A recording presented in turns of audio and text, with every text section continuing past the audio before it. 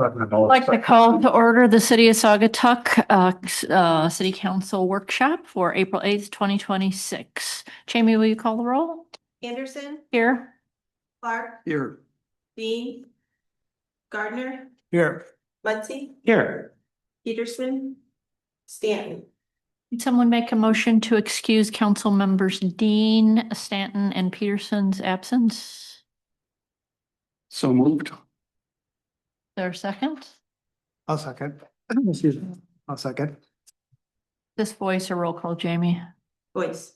All in favor say yes? Yes. Yes. Any opposed? Okay, motion carries. Any changes to the agenda? All right, we don't have any guest speakers, so that brings us to our first public comment period, which can be about anything on the agenda. We will have up to 3 minutes to speak. Barry, would you like to come up?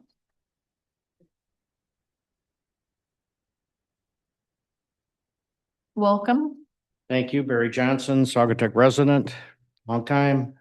I'm here about discussion item A on premise tasting room permit. And I'm here to speak in favor of that. Those of you who know me have a little experience in the brewing industry. Historically, the first brewery in Saugatuck was in a sawmill down at the end of the street in the 1850s, and the commercial record published that it was perhaps the best beer in Allegan County. So it was called Clipson Sawmill. This is where that was started. I think there's a plaque at the hotel down there. And, you know, since then, there was a little hiatus. And then I know a guy that was going to start a brewery in Saugatuck. It didn't follow through. It would have been great because it was going to be at the old Twisting Works, which was a very cool building, but that didn't fall through. And, you know, then I jumped in the game, but I couldn't find any place big enough in town. So much of the angst of the Douglas people, I named a Saugatuck Brewing Company across the river. But we have a long history of that. We have tasting rooms for wine, spirits, and the city council did approve breweries in the downtown district many years ago. So it all fits into that. And I think it'd be a great addition to the downtown scene. I'm very excited about his tapas menu, just kind of light eating. He's going to be right in the city, core city. And I think it's just a great deal, and I'm here to support that. Great, thanks, Barry. Thanks, Barry. Thanks, Barry. Anyone else in the room wish to speak? Anyone online wish to speak? All right, that will close public comment. Can I get a motion to approve the minutes on page 2? I'd like to make a motion to approve the minutes from our last council meeting dated March 23rd, 2026. Second. Any comments or changes? All right, it's a roll call vote. Anderson, Yes, Clark, Yes. Gardner, Yes. Muncy. Yes. motion carries. That takes us to discussion items, and A is the on-premises tasting room permit at 118 Hoffman. I'm going to that page. It's on page 8. Is this you or Grayson? Yeah, Grayson will tee this up, Madam Mayor. Right, Grayson, will you tee this up for us? Thank you, Ryan. So 118 Hoffman is requesting a liquor license. They're currently in the Water Street East zoning district. So those in the commercial zones require approval for a license from the city, but don't require a special land use, which is why we're starting here at council. I did want to make note that on the applicant's letter, item number 2, he did note that much of the products would be manufactured offsite, but I did connect with him and confirm that all of the brewing will take place offsite and none of it will be planned on site. So we'll be functioning as more of a retail outlet rather than a production space, as they already have space for that production to take place. And the applicant is here if you guys have any other questions. Great. Hi, thanks for joining us. You're welcome. My pleasure. So yeah, I'm just doing a Spanish style tapas bar. where we create all our own beverages. Something I'm really fond of and just borrowing from my experience in Spain and my heritage as a Spaniard and my time, over 10 years and starting 2 breweries in Madrid. I really miss Spanish tapas, so I kind of want to bring a piece of that home to Saugatuck. And I always felt like Saugatuck was a good match for a little tapas bar similar to Spanish or Barcelona, where you just have, like some vermouth on tap and a couple lighter beers and some small plates, AKA tapas, to pair with those beverages. What's unique about us is that we're making all our own beverages at a nearby production facility, 2.6 miles away, over at 63rd and Old Allegan. And we'll just be bringing kegs over to the Hoffman location, and everything will be on tap, the vermouth, the beer, and we'll encourage our customers to kind of start in a progression and with certain suggested pairings. Maybe starting with a vermouth on the rocks, paired with a couple saltier items, and then move on to like a lighter beer to wash that down, and maybe some charcuterie or whatever else we have. But I think that location is, great location. It's a little bit small, but it has a little patio, which, terraza, if you will, which I think would be very Spanish to set that up as well. And yeah, I think locals and visitors will love it. So hopefully you guys approve it. Great. Any questions Yeah, I can question? answer? Hi, Dave. Hi, Ralph. How are you? I'm doing great. Good. You got a good representative, Barry, coming up to speak in Yeah, that's a behalf of your surprise. project. So excited for this. Just a couple questions. So are you actually going to be a tenant in the building? You don't own the building, right? As of now, I don't own it, but I signed a lease contract. Maybe someday we'll Okay, end up purchasing the real estate, but okay, we're gonna start with a lease. okay. So the license itself is not going to be a brewery license. It's just to serve on premise, I Right, think is what it's called. right. So it's just actually 2 different licenses per the MLCC. There's tap room license, which is for beer. And then there's a tasting room license, which is for the other beverages. And there's different rules for each license. And it's not like a liquor license. I'm only allowed to serve my own products. And for the beer, obviously I'm gonna be serving my own beer. They do require like a little system there that you can produce on, but you don't necessarily have to. It's similar to what the Mitten does. If you see my production facility, why would you?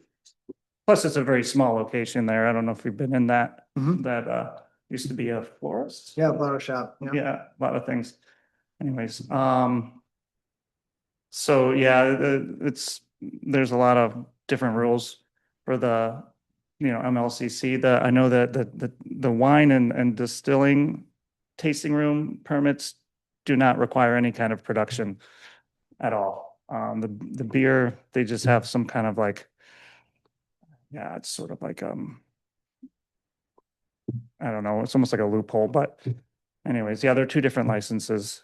And they require, a local approval, and then they'll come in and inspect the premise and give their requirements. And then hopefully I could get my license and get started. Great. So presuming council approval on Monday night of your application, what would be the timeline to have the state turn it around so you can open your doors? Hopefully as soon as possible, but the state moves at their own speed. Mhm. I would like to be able to open sometime in June. Okay, I also have to have the products ready too, so we kind of just started production, everything's sort of ramping up at the same time, but June is my, target goal for opening. I think that should give enough time for the state to come in and inspect as well. Okay. We're excited by this. I wish you the best of luck on this. Have you talked with the surrounding, it's right next door to Wally's, so. Oh, yeah, Wally's You for probably know family. Tommy quite well, I'm Yeah. sure.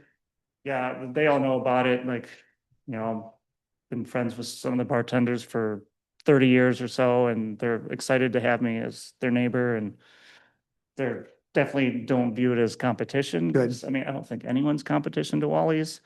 I mean, they're a unique thing, and they're an institution, so, and they know that, so. Yeah, so far it's been pretty positive. I'd Good. say, the feedback. Good. I'm excited to see a local place there as well as something with some consistency. It's been a bit inconsistent the past couple of years with open hours and Yeah.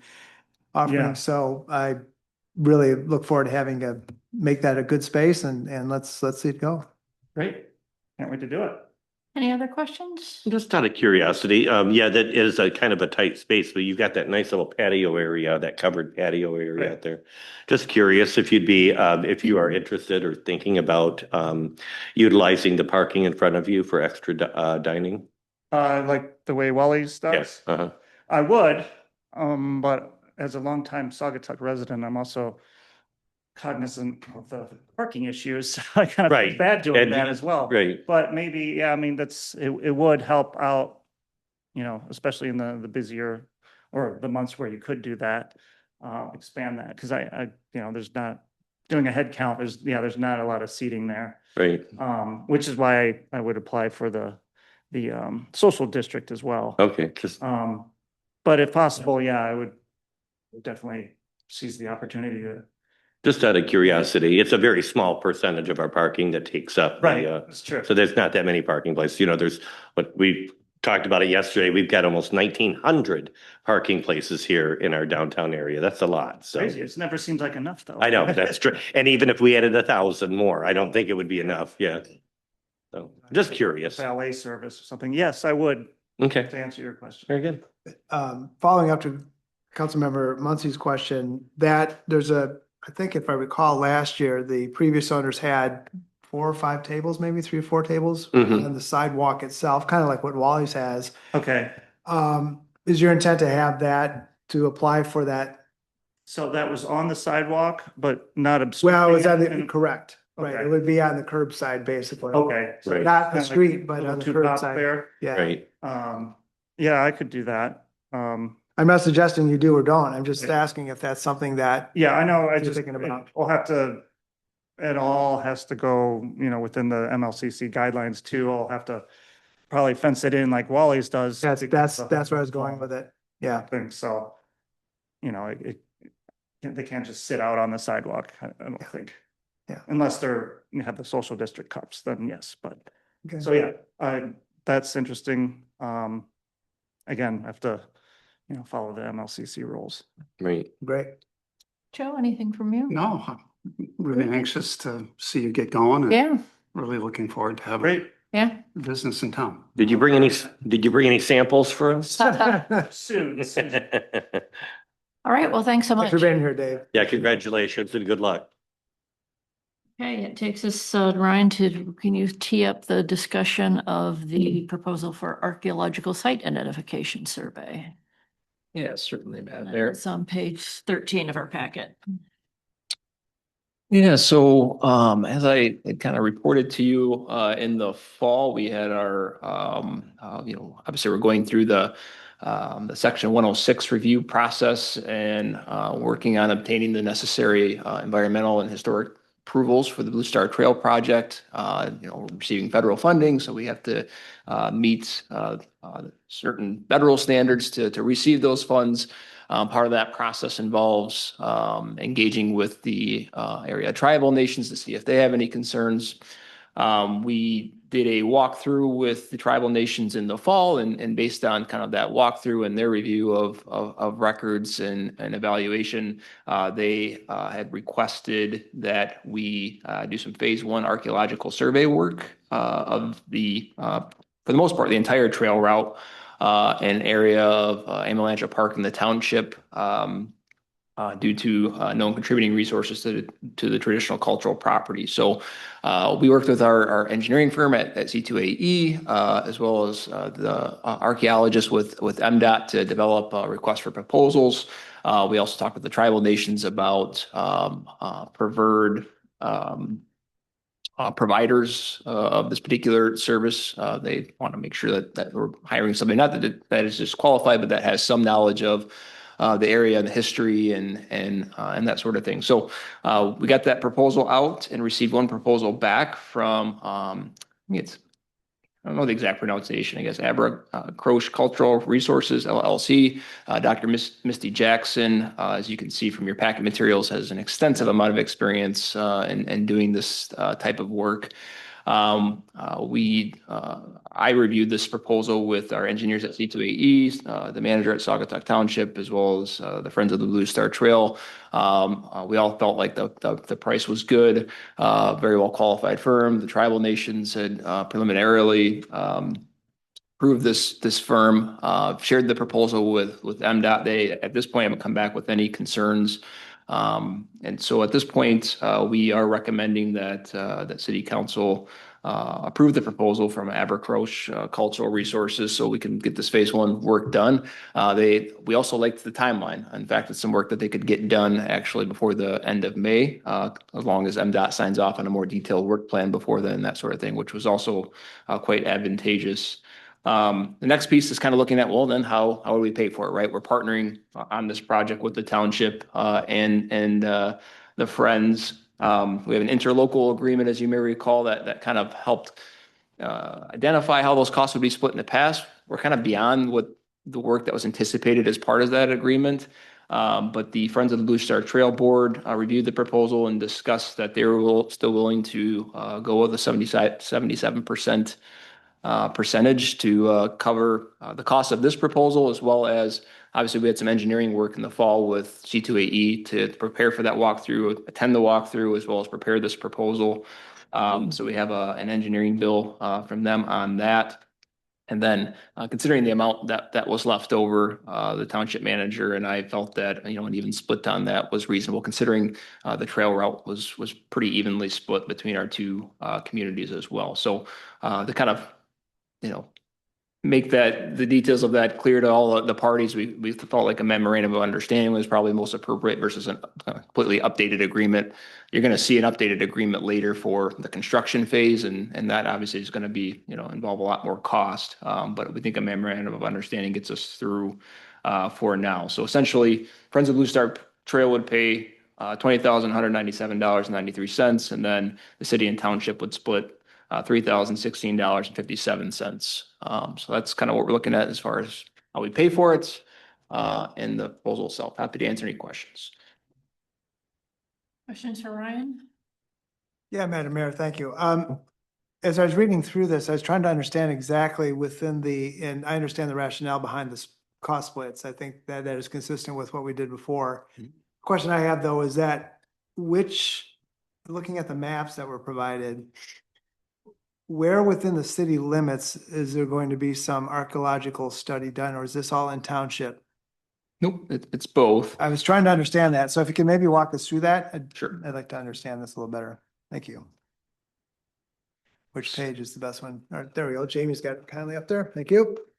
What page is that, Jamie? So 23. it may be a little hard to see. Maybe you can zoom in a little bit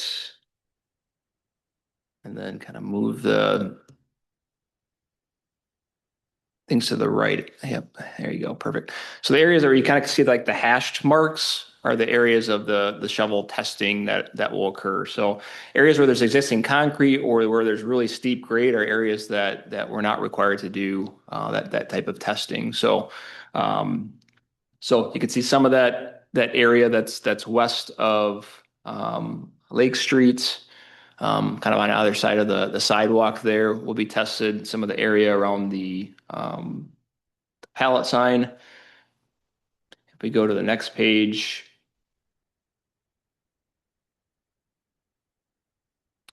you can see a big pink section, which is really steep grade where we're going to see a lot of boardwalk. So that's not an area that's really, we're able to see that shovel testing or even really visual survey. But beyond that, you can see some of the crossed hash mark areas that are going to be tested.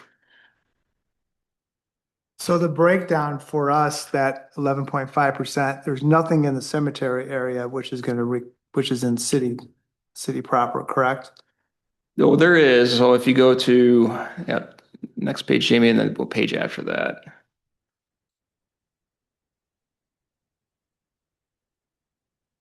So that's kind of that's the cemetery area there. So you can see the cemetery is, I can't see it as well because we're zoomed in a little bit, but essentially there's a wetland area to the south of the cemetery that the trail is going through. So again, those hashed areas are kind of where Amalancha Park is in the township, that wetlands area. And then the road that the trail is going to essentially connect to and actually be the trail, and the road's going to be trail in the future. There's kind of some areas on either side of that. Again, we're not getting under the road or anything like that, but there's also kind of a turnaround area there for the fire department that needed some modification. And so there's some crosshatch areas there that we have to test as well. So we have to not just test the area of the trail, but also a larger boundary where we're going to see any potential ground disturbance. So that's it's a pretty strict requirement that we had placed upon us. So that's why it looks like it's wider in certain areas than what the trail itself might be. Okay. Also too, the maps that we were provided, these look to be a little dated. And going back to the first one that Jamie showed, because these have all the specs for the trail and everything else. You can zoom in for me a bit. Yeah, tree removal and replacement required. So I think this is back to when this was very first proposed. So does this represent current plans, or are we? Yeah, this is the current trail route. The trees that are being removed are the trees that are between the street and the sidewalk, not the trees north north of that. Okay.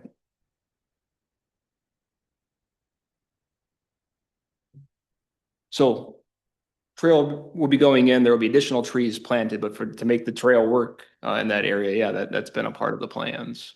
I know there was questions from folks in the condos about the trees, beyond, north of the sidewalk, and our engineers have indicated that vegetation should be able to remain intact.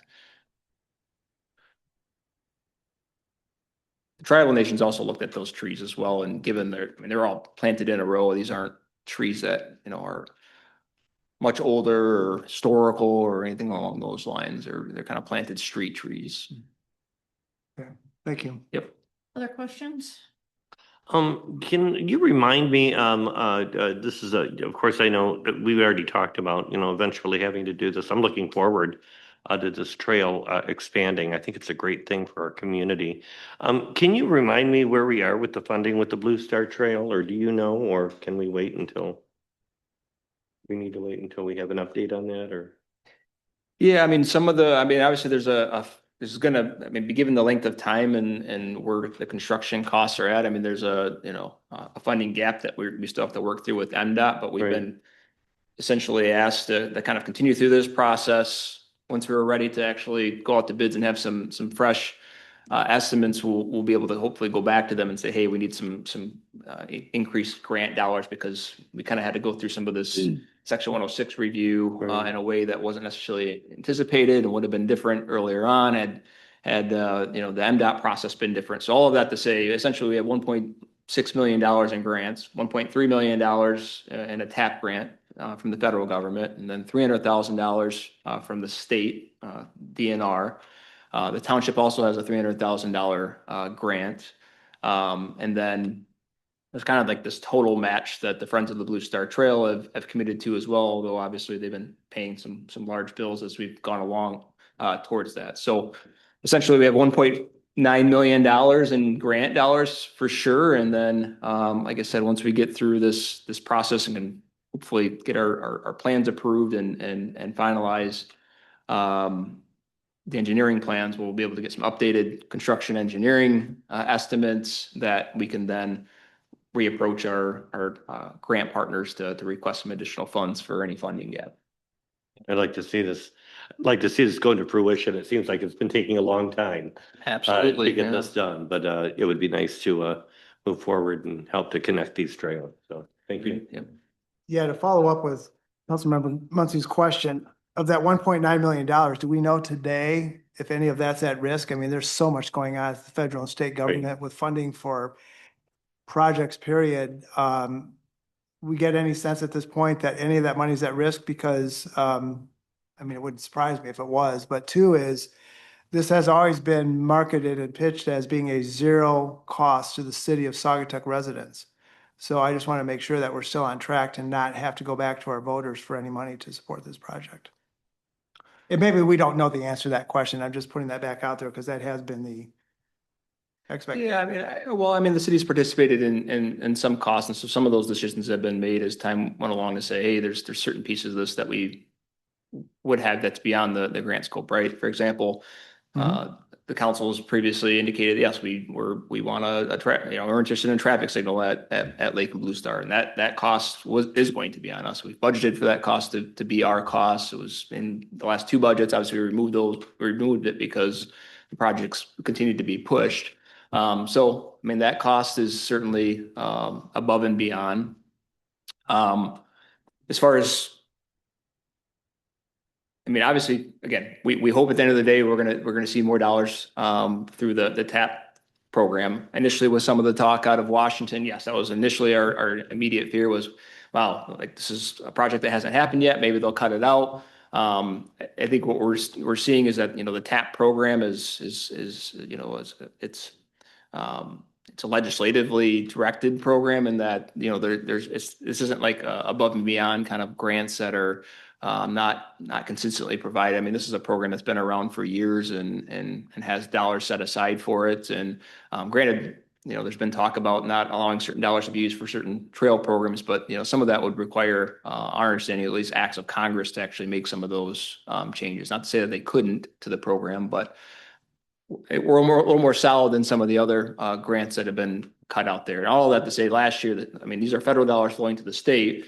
The state last year, as you may recall, extended our deadline to use the funds because we weren't going to hit the deadline to use the funds. So they extended it a couple of years, anticipating that we'd get through this process and be able to start construction by then. And then last year, the DNR also agreed to extend our grant a year to this year. We're not going to hit this year, and so we'll have to ask them for another extension. But so far, we haven't heard from them that they're wanting to pull those dollars back. Or, in fact, we're actually hearing beyond just these trail sections. What you probably saw in the news is that the state continues to be very interested in seeing these missing connections completed, because Douglas and the township have had success with getting, preliminary, initial approval for additional TAP funds for even, more sections. And so if the state weren't, intending to see the TAP funds be applied to this project and see this piece done, I think they'd have a hard time with funding the other pieces as well, because these missing connections and connecting to something is a key piece of the program. So all indications are that they're still very engaged. The state's said they really want to see this project get done, and so far I think we're on solid ground with our funding. So. Thank you. And just on the last item, for the amount that we presumably will approve on Monday, the city is the lead agent, if I recall correctly, on this. So that's the reason why we're the ones that are actually on the hook for paying the money, and then we have to receivable back to the township and to the Friends of Blue Star Trail, right? So Yep, exactly right. Yeah. Okay. So our commitment's about $3,000 based on this. Correct. Any other questions? Great, thanks for the refresher, Ryan, on Yeah, that. appreciate it. Thank you. Yeah. Okay, it takes us to 7C, Chain Ferry Landings, proposal for reconstruction and installation. Thanks, Michelle. Thanks, Scott. So I reached out to 3 different welding and fabrication companies to get proposals for the reconstruction of the Chain Ferry landings. Preferred Machine declined to submit a proposal. They don't have anybody within their company to do drawings for it. Tier 1 Services and Diversified Welding both submitted proposals. Both the proposals were similar in their fabrication, the removal, and the reinstallation of the chain ferry structures. The current fiscal year budget is 80,000 for the reconstruction of those. Both companies said that they can get those done this fiscal year if we can get it approved soon. So we recommend going with Diversified Welding. They are also the ones that did the chain ferry arbors. So they're familiar with the structure. Just a couple of things, we had around $20,000 set aside in this current fiscal, or the current budget for just engineering services. We weren't really sure if we were gonna kind of just replace what was there and use, local fabricators and try to get the work done, with like materials, or if we were gonna reimagine it and bring in engineering and do a redesign. So we did budget according to the higher of those options, the full redesign and reimagining of it. But after just heavy evaluation and looking at all of our other capital needs out there, we felt like this was an area where we could just kind of keep the chain ferry as we all know and love. So that helps our budget. We're coming in under on that. And then also too, the end of that fiscal year, at the end of June, that's within season. And so I did reach out to Sean Steele, the operator of the chain ferry, him and his team, just to see if there were going to be any issues with us doing any work to it during the season. Basically what he was saying is, Monday, Tuesday, Wednesdays, if we can align the work for those days, it really wouldn't have much of an impact on the operation of it. So with how quick Diversified Welding did the arbors, and got those installed for us, we're confident that this could be a pretty quick turnaround project as well. Great, thanks. Questions for Scott or Michelle? Yep, great. Thanks, Michelle and Scott, for being here. This has needed this work for so long. So it's great to see the update. I'm sure people are going to just really appreciate the investment we're making. So Scott and Michelle, what will our DPW team be doing? Sounds like we've got this company to do all the heavy lifting, and then is there going to be work left for our team to do? Yeah, there'll be some At the minor landings? work, decking. We've torn the deck off numerous times just to even look at the metal structure underneath. It's just a matter of, depending on, who's working on that, it should just be a matter of, 6 hours or so, I would say, to take the old deck off. I'm sure Diversified would probably even take the old decking off, refabricate the frame of it, and then Public Works would follow back up with some new decking boards and also some like non-slip adhesive tape for more ADA compliance and accessibility purposes. Okay, so it's not going to require any changes to the actual ferry operation itself. It's going to be the same. I don't know. My Yeah, terms here, there's but- only one exception. We have kind of a contingency in here that, making sure that the Historic District Commission Mhm. is okay with this work. The only piece that we plan on bringing to their attention is the railing. It would be an awful shame to replace the railing with what's exactly there now, because what's there now is kind of like some cattle fencing that you could purchase at like Tractor Supply, and just really inferior, mismatched supplies. So we think that we can do a little bit better than that and just clean it up a little bit. Great. Also too, while we're getting this work done, I would suggest that we maybe take a look at either power washing or painting the balustrades, I think what they're called, that abut the ferry landing. Because if we're gonna get a brand new ferry landing, we should make the entire area look. So something to put on a list of things to look at, so make it look great. Good work, team, appreciate it. Any other questions? Just a statement, Scott, I want to thank you. I saw that we received your resignation, and when is your last day on the job? Is that already set? We're still working on that, Okay. The letter stated April 24th, but, Right. Just given the timing of the year, we really want to make sure that we're doing this smoothly. And if we need a little bit of extra time to do that, then we're totally committed to, making sure that summer's off to a great start. I just want to let you know that working with you over the years when we opened Del Sol and seeing you work for Bruce and seeing you transition to that department and everything that you've done for that department was very impressive, and you're very valuable here, and you will be very, very missed. Thank you very much. Yeah. Really appreciate it. Mhm. Great, thanks, you too, appreciate it. And I'm assuming we didn't have other questions, right? Okay.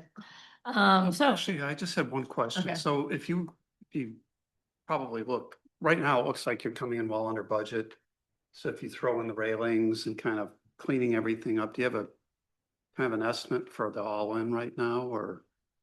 Well, Diversified captured most of it with the fabrication portion of it, adding some 35, modern. 36, so under 40 maybe? Yeah, we put what, about a 15-20% contingency in just so we didn't have to come back. Basically that's for our well-being, but yeah, I mean, I would say roughly probably less than 5,000 for the lumber and other materials that we would really need to button it back up fully. And what was in the budget again? I'm sorry. Was it- We had 20,000 for engineering, like design, and then we had 80,000 for construction. So you're looking at a total cost of 40 versus 100? That's right. Yep. great, Great job. Yeah, good staying job. under budget. Got a lot of other needs out there, so we're happy to do what we can. good. Love it. Thanks. Okay, well, that takes us to the proposal for citywide invasive species management. And you know what? I'm thrilled that you guys are coming to us with this. This is terrific. We were able to receive 4 proposals on this one. Kalamazoo Nature Center, their proposal came in at 48,000. Theirs was more of a right-of-way focused survey identifying the top 6 invasive species. Outdoor Discovery Center, their proposal came in at 26,000. They have 2 different survey times. They would do spring and early summer, and then late summer and early fall. Their target date for the report submission is in October.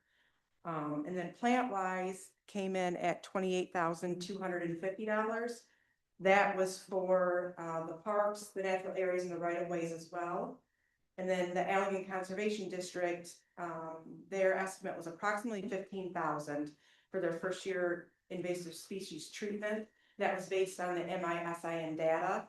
And then they had an additional $7,728 in there for Oval Beach and Saugatuck Wild surveying. That brought their total to $22,728.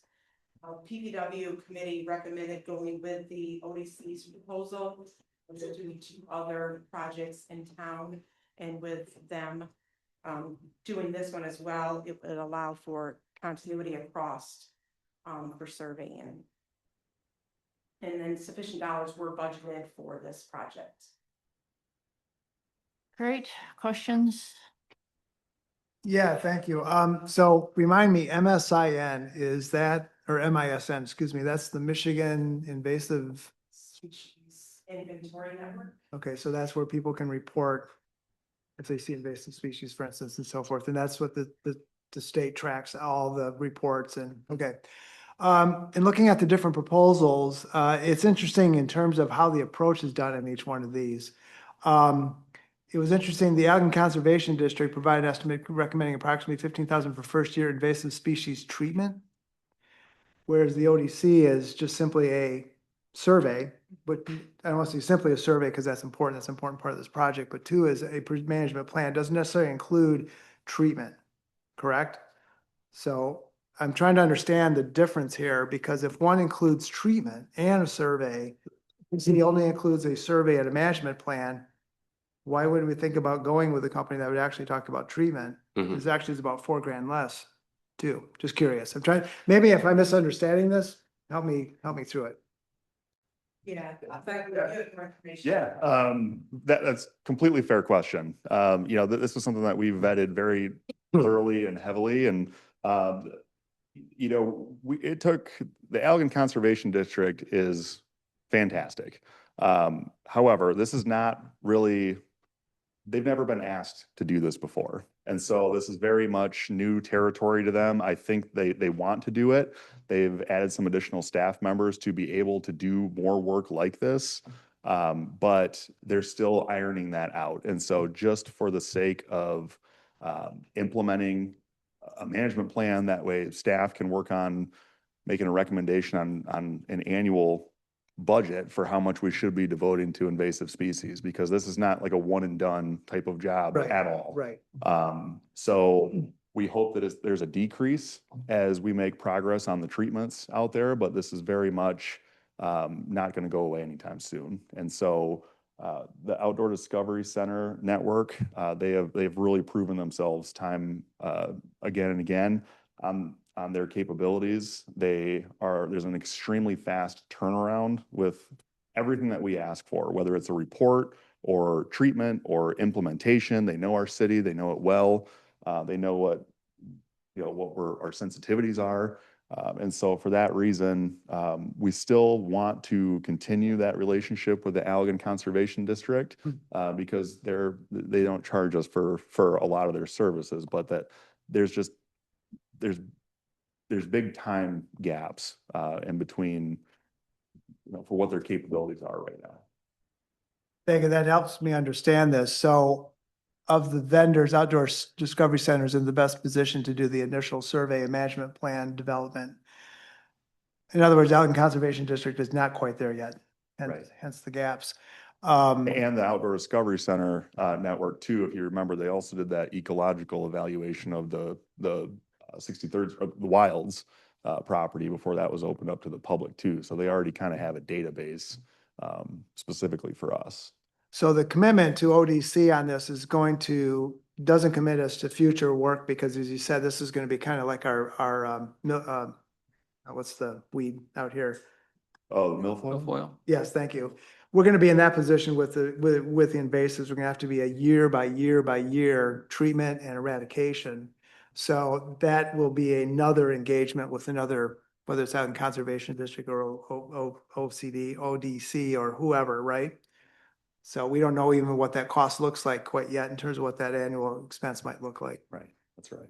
That's what we hope to gain out of the surveying work. And even the survey, this isn't something that we do one time. I mean, these invasive Right. species, they pop Right. up all over the place. Right. So even, having that recommendation that we probably should be doing some sort of, if we're actually serious about a comprehensive management plan for this, we probably have to do surveying, probably every 3 to 5 years would be appropriate. Yeah.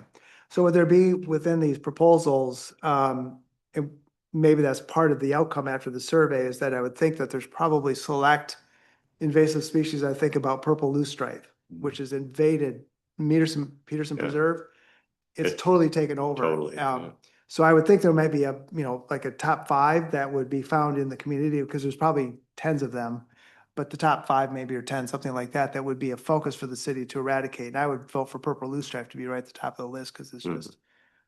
Yeah, and that's part of the expertise, right? It's like, we're not the experts. But as we're ranking invasive species, some of them like Japanese knotweed, their 3-year treatments, hit it with glyphosate every spring and fall for 3 years, and you might have a chance at eradicating it. And so once those things are established, they're very difficult and costly to get rid of. So there will certainly have to be some sort of a ranking system. We can't just go after everything. Right, Which that's ones are the biggest problems, the known threats out there? Yeah, because when we pulled Mount Baldhead back from the brink, we spent a full Saturday with, I think, about 20 people just pulling The Asian bittersweet? off of Yeah. the fences. It was, I can show you pictures sometime. Scott saw it. It was just tremendous, and it hasn't come back. We've gone back and pulled occasional things that have grown on the fence since then, but it's a lot of work to eradicate even just a small spot like that. We didn't use chemicals, it was all by hand. So I really realize and respect the amount of effort it takes to get this under control. So we need to be selective. Did we provide the list of invasives, or did each of them come back to us with their list of what they recommend inventorying? I can't remember what the RFP had.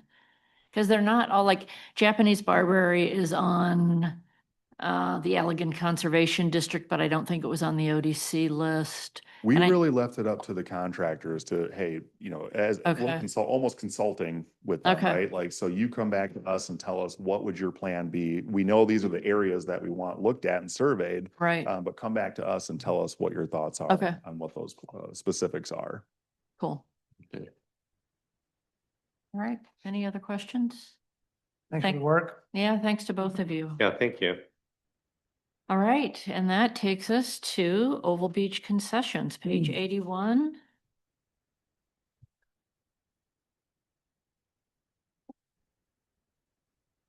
The RFP for the Old Beach concessions went out in November and we received two proposals. One from Midtown Tavern and the other was from Grow Estate LLC, DBA Sauer Taco. Staff recommends going with Grow Estate DBA Sauer Taco. The licensing agreement will be in the packet Monday. But just a couple highlights from that. Parties agree to a $10,000 minimum payment. They may operate 30 days before Memorial Day and 30 days after Memorial Day. One of the requirements would be licensing shall operate the concession stand in compliance with all state, federal, and local laws and shall be responsible for acquiring, maintaining, and complying with any necessary approvals from the Allegan County Health Department. And then they also have to have insurance. That insurance shall be in the amount of $1 million, and that is for single limit for property damage and bodily injury.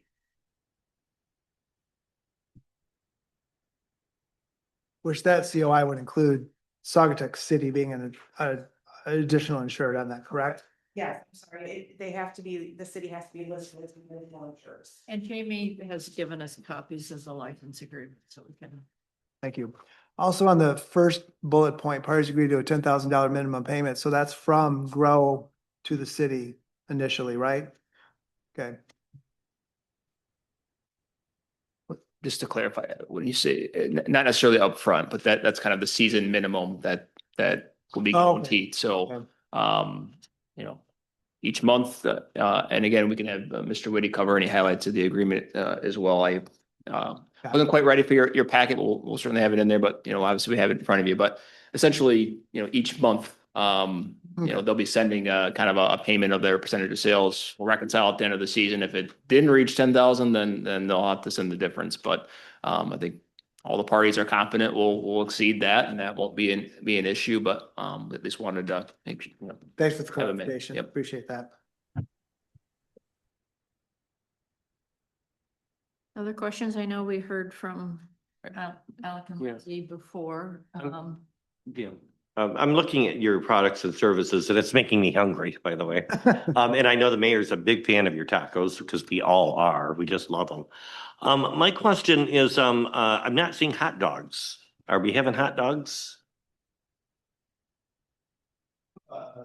Not that it's just a popular thing and it might sound, you know, redundant but In short, no. Okay. Because there's not gonna be any prepared products on site.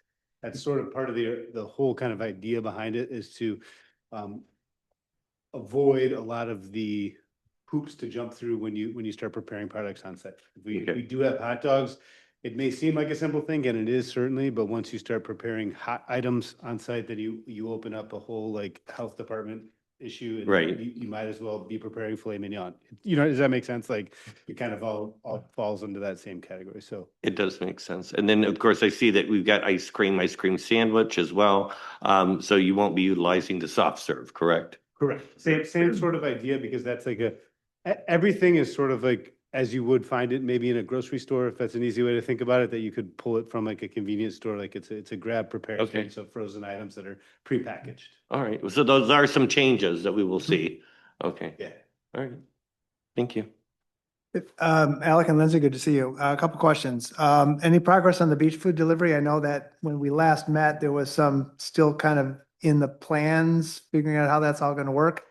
I see Scott raising his hand.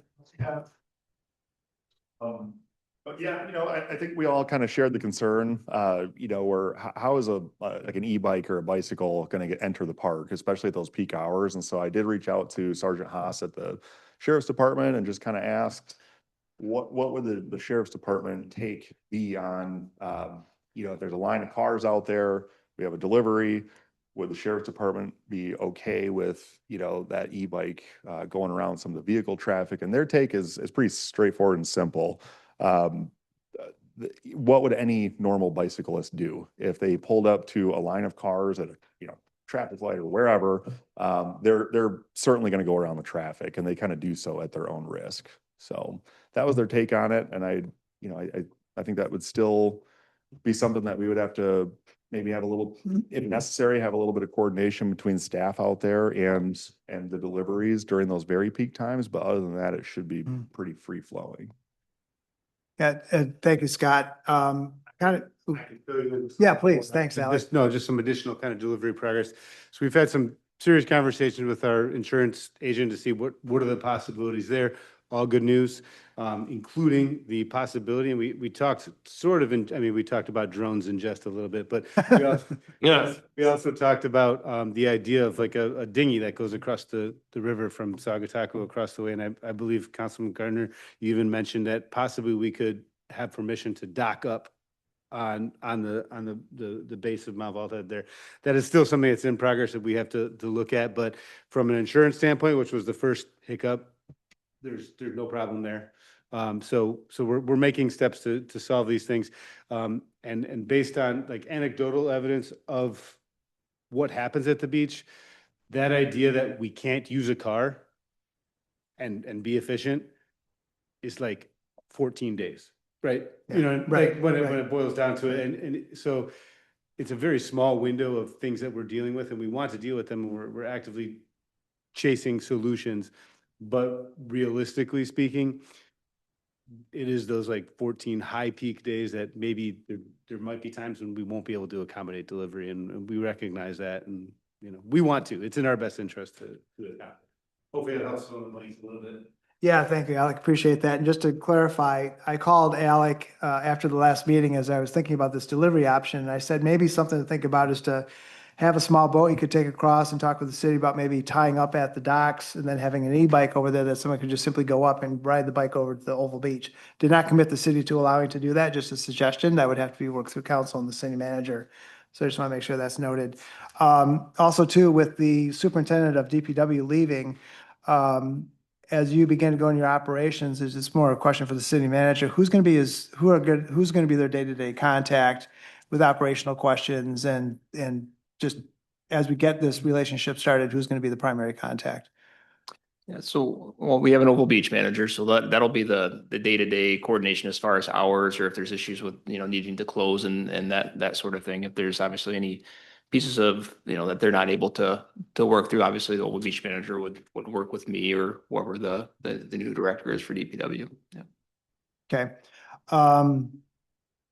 So just a general question. What does success look like? At the end of the season, what are you going to look back and say, we did it or we didn't do it? What's going to be, again, that's a very open-ended question, but what does success look like to you at the end of the season? I think, and I can let Lindsay talk too here, but I think there's sort of three buckets that it falls in. One is a very basic, like financial success. And we have pretty low expectations on that. It's like, if we break even, make a little money, like, great, that's wonderful. Because this is in a way, a sort of marketing outpost for us as well. So we are able to look at it as like a twofold operational success from a monetary standpoint. The delivery part of it, I think, will be a success if people want it and if it goes well. What the interest is in it. I think that's kind of the big unknown for me is what's the interest in having delivery brought to the beach. To me, it could go, the ceiling is super high on this, right? This is like, oh, wow, we want to have delivery at the beach from restaurants in Saugatuck. Like, where can we take this? You know what I mean? Like, we think about this, it could be a crazy high success, but it also could be like, people just aren't interested in having full boat meals delivered to them at the beach. And that's fine. Maybe most of our sales are ice cream sandwiches and, you know, chips and dips and granola bars and soda pops and things like that. That's also fine. What do you? Yeah. I agree, and you know, I think that we just want it to be smooth. We want the city to make more than they have in the past. That would be successful to me, that we are able to, you know, offer that as a partner with you guys. But yeah, I want it to be something smooth, and I want it to be something that people, I want to hear the feedback from guests to be that their experience at Oval Beach was great. I don't, you know, if we're not hearing rumblings of like, oh, that concession stand wasn't up to my expectations, you know, that would be disappointing to me. So I want the general experience from guests to be positive. So that would be Right, success. there's an elevation that we shoot for at our restaurants, that we bring the same level to this, that, you know, we would want it to be an elevation of service and offerings. Yeah, So, but I guess in short, if you ask us to come back next year and we want to come back, then we. There's a quick measurement, yeah. Right. Gregory?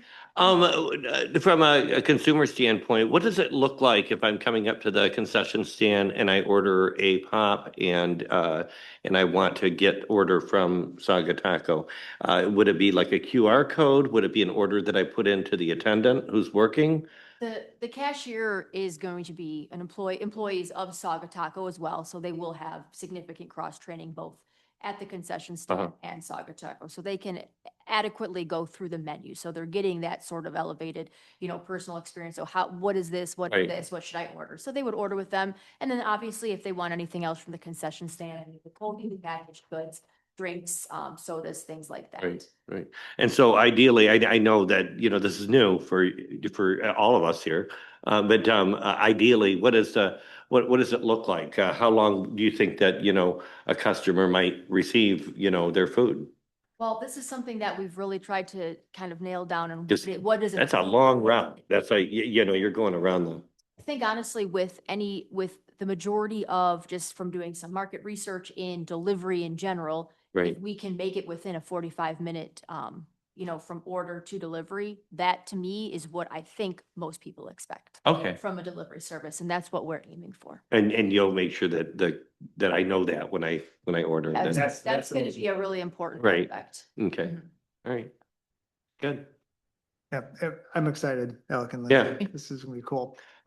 Question for the city manager. I brought this up at the last discussion where we're going through the proposals. I do think we need to be thinking about being approached by, let's say someone's out at the beach and let's say, Saga Taco doesn't sound good, but boy, I tell you, Marlo's Pizza sounds great. And it's a DoorDash world, right?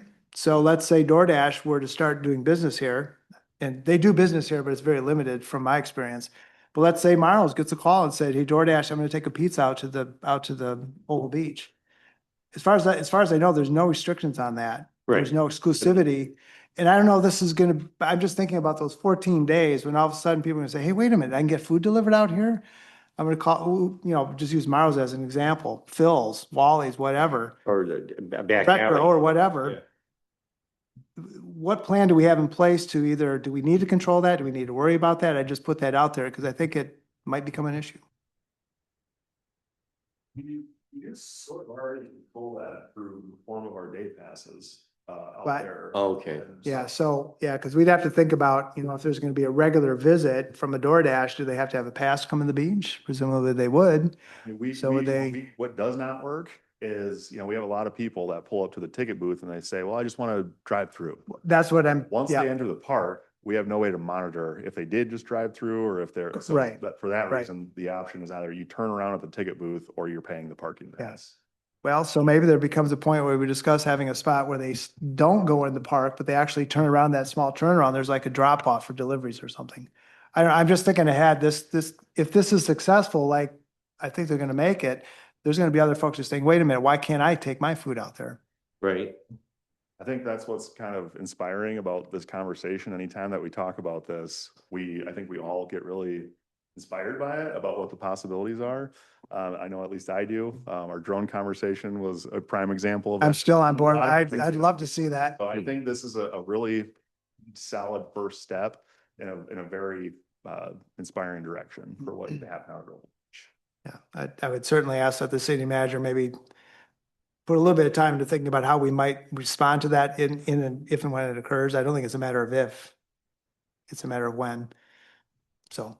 just- Well, I kind of look at it as a service of the concession stand that the city has hired. But I can see that, come up, other restaurants, well, how come they get to deliver there and we can't, Anybody could, Well, I think- anybody could have put an RFP in. you could have, No, that, I don't think it has anything to do with an RFP at all. No, I know, but if people are kvetching about, why Sagataco, it's like, well, they put an RFP. Not for the concession, just for being able to deliver the beach. And Well, I that think- also brings up. But that's part of their program of the concessions and that we're allowing that. I was gonna say, there's one consideration here. I mean, they're paying essentially through their retail sales, they're paying for the opportunity to do it. It wouldn't be fair to just open up the door to anybody that is not paying that fee into the city. So, Right. I don't know if there's any way to restrict it. I mean, you could probably put a commercial restriction on the passes to get in and out of Oval or something along those lines, but if we were to head down that path, I think we would need to consider very carefully as a council how we make sure that there's a level playing field. Right. Because it would put them at a disadvantage, right? If we open up the doors and anybody could come in that didn't have to give part of the profits to the city. Right, correct. So, and a quick question for our city manager. Do we have landing page on our Wi-Fi network going into Oval? Yeah, the landing page is to the CVB site. Oh, it is? Yep. Okay. I was just wondering if it would make sense to have some kind of banner or link or something to the concession activity, right? To encourage people to do, online ordering rather than run up to the thing and maybe make that, expose that through our landing page. I don't know if we can do that or not. The nice thing about ordering through them though, is they can set expectations for timing, which is, it might not be as important there, but it's very helpful, I know, at your store or at your restaurant, because you know when your food's gonna come out, so. Just an idea. Yeah. So last question on their vehicle that don't know what your plans are quite yet, but will they require an Oval Beach pass? I mean, they'll need a pass, but I don't know that we, assuming you're fine with it, we'll probably, give them, some passes to get them into the beach, considering that have a contractual relationship, with them, so. Okay. Is it part of the agreement to have that pass? And then could it be a pass that they could give an employee, or because it's not gonna be the same employee that's gonna be working there all the time? I know that you guys will be coming and going, you'll have different employees coming and going. Is it something that, a temporary, something they can put in the window, or? Yeah, and we've done that, like you approved a couple weeks ago with Hope College and the natural area research. That's kind of a temporary pass that can be moved between vehicles, because the researchers differ and students differ and that sort of thing. So yeah, we can work out something that, in fact, staff here, like if I go out to the beach, I have a pass that I put in my vehicle that's not necessarily affixed to. So yeah, we'll make sure that they have what they need to get out there and not be bothered with hey, you need to pay your fee for the day or something like that. So, yep. Thank you. Appreciate the Yeah. answer to the Thank you. question. Thank you very much. Yep. All right, takes us to F, which is resolutions authorizing additions to the city's Act 51 map, which is page 114. To receive Act 51 funding from the Michigan Department of Transportation, the city's Act 51 map must be reviewed on an annual basis to ensure compliance. These funds are designed to distribute state fuel tax and vehicle registration fees to counties and cities for street maintenance and improvement needs. This year, the following additions are being submitted: Elizabeth Street from Grant Street southwest end, and then Lakeview Street from Park Street east end. This seems pretty straightforward. Russ? Yep, Madam Mayor, thank you. So when I was looking at the maps, I was having maybe it's just a map day for me, but I was trying to figure out where that southwest end is for Elizabeth Street. So that must be on the north side of The gravel dead end portion of Elizabeth. Street. Right, okay, Yep. yeah, that's what I thought, okay, so, Yeah, we're not talking huge dollars here, but you know, and Right. again, with all of our capital needs that we have coming up, you know, every dollar counts. And so, you know, we've kind of, you know, I think one of the packet docs gives the amount of length of Yeah. feet. It's like 200 and something. right, 238 feet. Not talking, 350. you know, an astronomical amount of money, but over time, it will be, you know, kind of, it'll accumulate. So, you know, probably real numbers, like $2,000 or less per year. But hey, Okay. we'll approve it and we'll take that money. So. Is there a reason why these weren't on the original Act 51? Just overlooked or? Yeah, just overlooked. You know, we're really just kind of combing through. It's just part of the review process, you know, like as the street administrator, I have to submit any additions or deletions every year.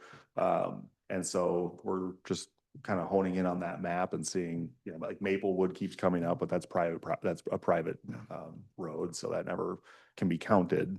That doesn't meet the requirements, but yeah, and there is a trade-off. I mean, this involves some survey work that has to get submitted with it. So it's kind of a trade-off are these very small sections, you know, at you know, $2,000 or less a year in revenue for us? Or is that really worth the time to send a survey team out there to do those things? But the sooner we get them on that Act 51 map, the better off the city is overall. What I found of interest too is that Grant Street was originally platted as Agnes Street. Just more of a interesting thing. And then in the Park Street one, to make sure I understand this one as well. So, because I don't know the streets by names. But if we look at this, so, nope, next one down. Lakeview? Yeah, so help orient me as to where this stretch is. So it's just before Vine Street, on Park Street. It's a little gravel Is it road. the street end? That small street? Yes, it's a small dead end gravel street. There's 2 houses on it. Yeah. Okay. Because I didn't think it was named Blakeview. I thought it had a different, anyway. Okay, now we know. Oh, I'm sorry. Yeah.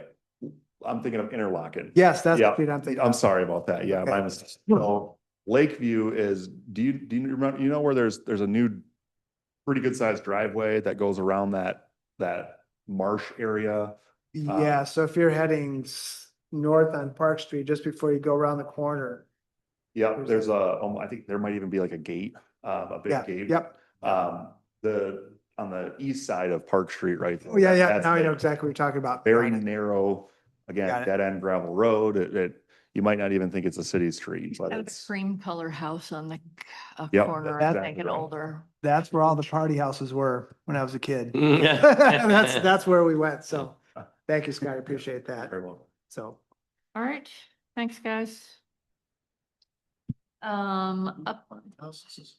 Updates to, That explains. Yeah, that was- updates to Wix, boat slip. Jamie's is you. Yes, it is. Yes, it is. Okay, so I am entering my 5th season of Wicks Park Boat Wow. Slips and just have some updates to the policy that I was working on with Jake and Ryan, just kind of to streamline things. The season's dragging out a little too long. Last year we had 4 boat slip lotteries that went into the end of July trying to rent those out, still ended up with 1 not rented. And so this year we're going into a second boat slip lottery. We've had 14 applicants and we still have 4 open slips because many of those people turn them down or don't have boats or apply different times or different reasons. So just over the years, it's just kind of been noting like things that happen every year and kind of ways to like streamline it. So what we have come up with is some minor changes. One in the application process is submitting their registration with their application. Currently, that comes after they just apply. And then they have so many days to give all their paperwork. But this will kind of deter people from applying that don't have boats, that are applying for other people's boats, that maybe are applying for multiple boats and such. So things I do see is, husband and wives that are applying for the same boat. and people that live in the same household that are applying for the same boat. And so it's kind of unfair to some people that have one boat, that maybe it's unfair advantage that other people have multiple submissions in the lottery. So that's one of the changes. Another change is, instead of having multiple lotteries, that after the first lottery, it's first come, first served for those slips. It is very time consuming and to have lotteries every 2 weeks and paperwork and everything. So I think they'll be filled if we go that route instead of having people go through the lottery process, because everything else is opening them up and they're getting slips in the meantime. And then also things that come up is people get different boats during the season. So it's just in the policy now that I can write a new policy, which I did before. So that's just in there. And then we've had issues in the past where people were running commercial businesses out of there and such. So the policy just states if you get caught doing that, you can't apply again, because those people do apply again. So some things that we've just been noticing, but those are your main changes. So I'm open to questions. Questions? Not really questions, just comment. This just represents the time you spent on this, as well as just learning from the experiences you've had, and that these completely make sense to me. Was curious, what types of commercial operations were being run out of there? So we actually had somebody come to me and say that somebody was renting a boat, and they actually had it posted online. Oh. And so they were actually. Yeah. Yeah, so. As in like an Airbnb or renting a boat for rental. somebody that. Somebody rent- renting their pontoon boat and making money. So Really? we worked with legal on that, and Yeah, that has been handled, but that is now in the policy. So just kind of these things that have been coming up over the years that are like in the stone here. And, we can always update as we go, but I think these are some good changes going into next year that'll help. thank you for that. Continuous improvement, appreciate it. And I like the idea of just one lottery. I mean, it just makes sense. Yes. And then, if we've got anything left over, first come, first serve. I And think it's- that makes perfect sense. Yeah, I mean, as I'm doing these lotteries and I go back to these people, I'm sorry, I got one here, this one opened up, this one, so we're losing those applicants, so. Right. Yeah. Yeah, same thing. Great work on all this. Just a couple of questions. You mentioned that to apply, one has to show the registration. Is there any provision for somebody who wants to buy a boat or is pending an offer until they get a slip? I mean, we see that a lot at Singapore Yacht Club, right? I've had that once. I've had it once where somebody has applied and said, well, I was gonna wait until I got a slip, but the policy says that they have to give me those documents in 10 days. So they don't qualify, because unless, you can look for a boat and Fair get me the registration, but we don't have anything in there. In case they want to buy a boat, I feel more comfortable is you have a registration, you can apply, maybe, because the follow-up question is, if I buy a boat, do I get the slip every year? And I say, no, it's a lottery. And they're like, because a lot of people aren't going to buy a slip for ours. It's not a guarantee. And then you know how hard it is to get it in somewhere else. So Right. Well, if you haven't seen it, it's not an issue then. it's no, I've just filtered one last year. And then the second question, when it comes to substituting one boat for another, I'm assuming that we'll make sure that the same legal owner is on. Yeah, last year somebody bought a new boat. It's just upgrading throughout the year, purchasing, I and think that. that was it really. I don't run into that too much, but I don't like that it's not in the policy, right? It's just something like, yes, let's write a new policy. And so it's really just kind of black and white and set in there of the procedure I've been doing, I guess you could say. Thank you. All right, nice work, Jamie. Thanks. Okay, takes us to H. We have the Nikki Show coming up, with revenue and expenses through Q3, page 134 of our packet. And thanks for joining us, Nikki. So now that you guys authorized the budget amendment the last time around, the financials, you're gonna see that they're gonna reflect more of a current and accurate baseline. So that's kind of fun to see. Overall, the city is in a strong financial position. The revenues are tracking about 74% of the budget, which makes sense because we're 3/4 of the way through the year. Expenditures are more like at 49%, but as you know, Scott's revving up. So you've got the city village square improvements coming up. Mount Baldhead's in the process, Maple Street's coming up, all of those things are coming and we all know that Winter Habitat takes kind of a siesta, we're gonna see that coming down the pipe. Property tax collection season is done, yes. Yes, we've got a couple months off. And we will be getting something from the county yet, once they finish their thing. They did pass me.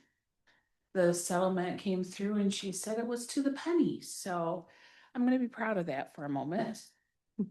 Okay, instead. So we're gonna see that.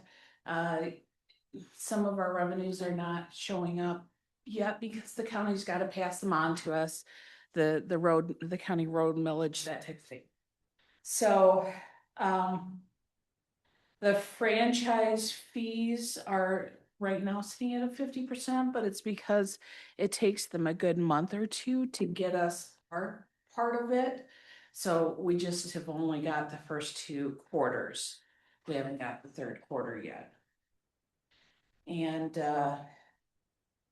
revenue sharing is actually received in the even months. So we've gotten 4 of the 6 payments to date. So that's up. Interest income is currently over budget, but we prefer to be conservative with that because we don't know what the market's gonna do from one day to the next. Eventually it might go down and I'd hate to have us with big expectations and the market is lower than we want it to be. The beach revenues are also tracking as expected. But as you know, Memorial Day is coming and that'll give us a month and a week-ish yet before the end of the fiscal year. So that's coming up. Again, the expenditures are currently below budget, but that's due to the timing of some of our projects and that's what I've got. Thoughts, questions? Great to see this once a quarter.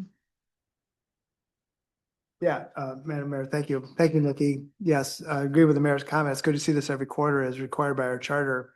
Back up to the first page, just to make sure I understand this correctly.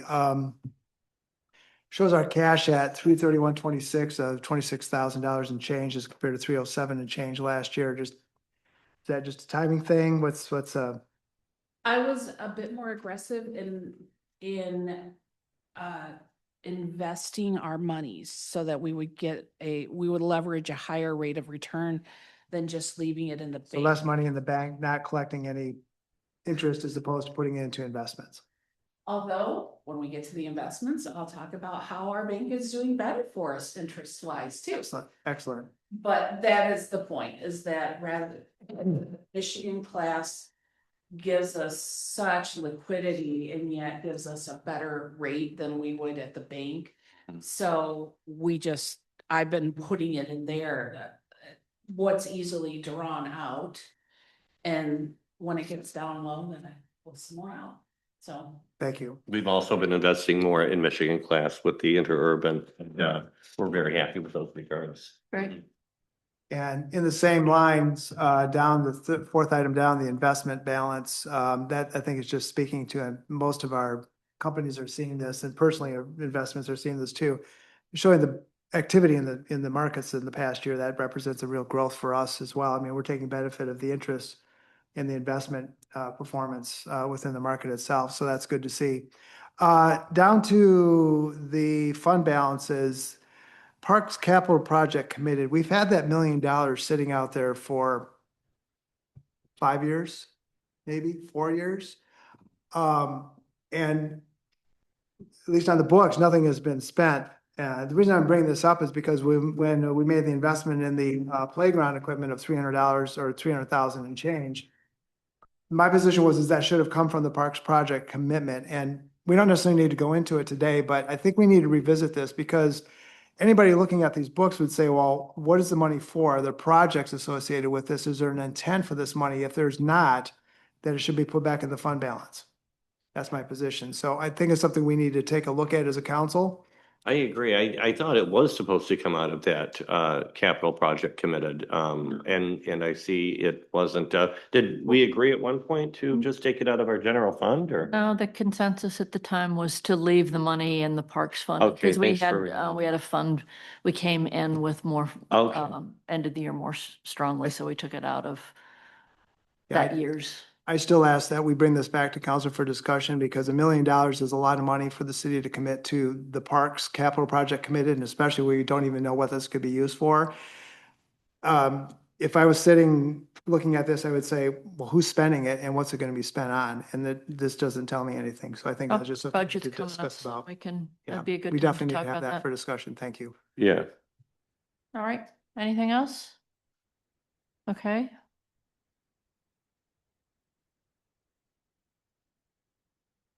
Nikki, where do you want us to go? So, 80? Page 180, investment report, okay, great. investment update. All right, so, when I met with you guys last time, I said we've got one more CD or one more institution that's over the 250,000. That matured out, so I reduced it and, the monies are going to get reinvested. So, hooray, FDIC protected now on all of the CDs. So that was one of the positives. We also moved our checking account to an ICS, an insured cash sweep.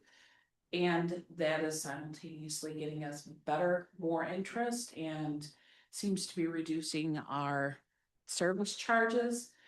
I haven't done a detailed analysis of that because there's higher priorities.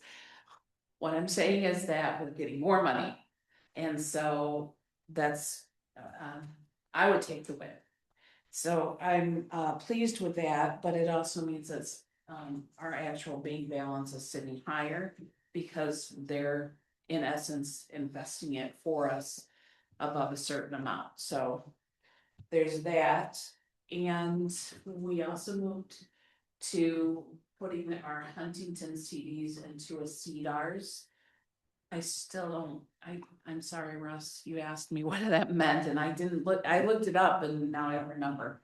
But it's a kind of investment, it's an investment tool and our first one. It's, you'll see it at the bottom of that first list for 109,000. So we will, as the other Huntington CDs, mature out, they'll start building up that number. I don't know quite what it looks like yet, if it's going to be a one number for us or if it's going to still list separate CDs.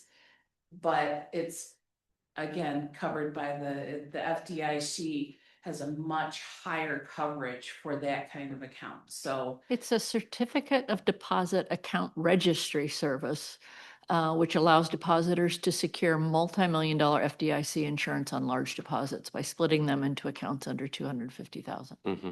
Thank you. there it is.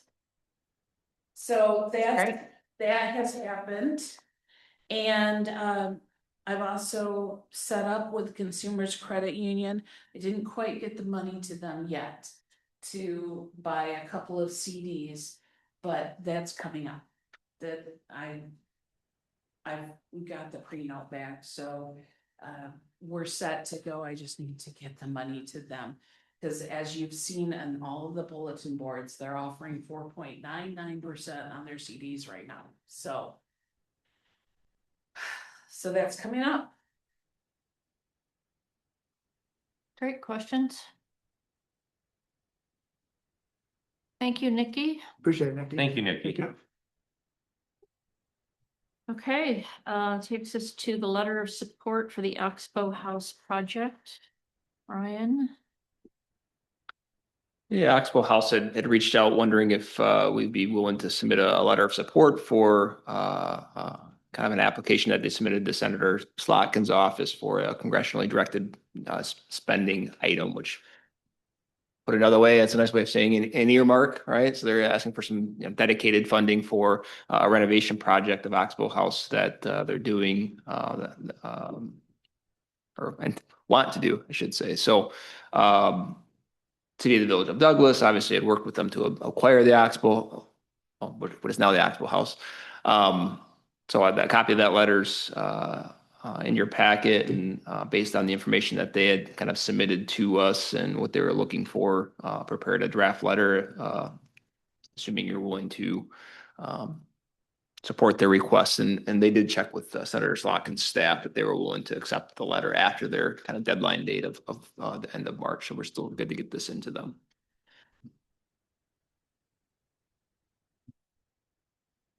Questions? I don't have an issue at all with the support. Will this help the city of Douglas? I mean, because it's not within our city proper, is this going to help the city? Well, so we're actually sending the letter on behalf of like supporting Oxbow, because Oxbow is actually making the request. got it. Douglas isn't, but we kind of talked in the letter about how there's regional this regional investment is really good for obviously Douglas, but also good for us, and that we have interconnected economies and that sort of thing. That's kind of what we touched on. Thank you. And also, just to be consistent with the Village of Douglas letter, shouldn't that be addressed from the city manager as opposed to the mayor individually? Or from city council? I don't know what their structure was over there, and if they were simply asking for something on behalf of the city manager to say they support it. I think it's stronger, frankly, coming from the council saying that you support it as the city's elected officials. I suggest we make it from council, not an individual council member. You might. Well, it says it's on behalf of the city council. It's just the mayor signing off on it. So I think that's commonplace. But are you suggesting like all of council sign it? Yeah, or just say on behalf of city council. It says that. No, right at the top, but I just mean the signature itself. It's a small thing, but just, it was trying to think of be consistent with the Village of Douglas approach where it came from the manager on behalf of the city council. That's all I'm saying. I see what you're saying. Okay. So, yeah, I mean, I'm happy to make that change. Please, thank you. Is there consensus for that change? Yeah, that makes sense. I'm support of it. I don't care.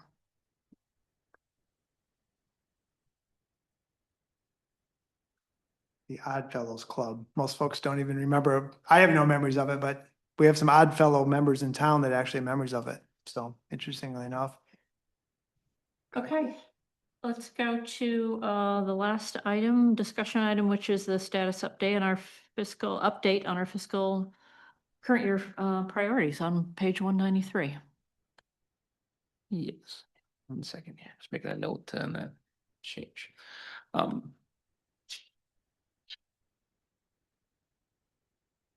Yeah, so we talked last quarter in January strategic planning session about where we were kind of mid-year with your fiscal year 25-26 council priorities. So we've had another quarter since then. So wanted to provide you all with an update, and I know you all also wanted a quarterly opportunity to review obviously where we're at and whether or not there's anything that should come off or be added on.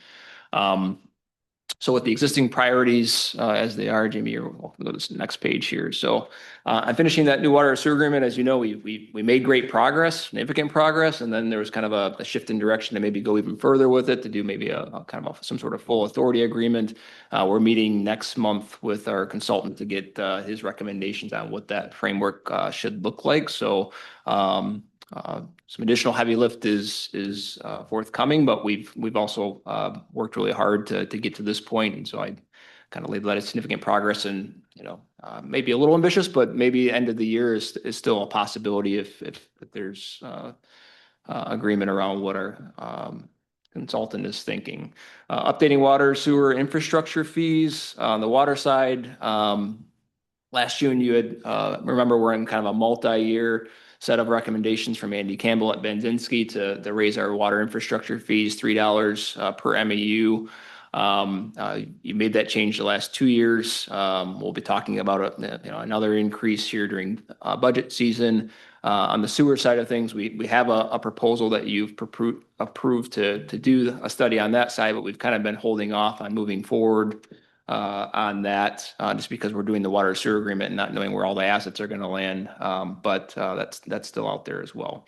Managing Dune Ridge litigation, as you know, we were successful at the Court of Appeals and Supreme Court on the items that went up on the litigation.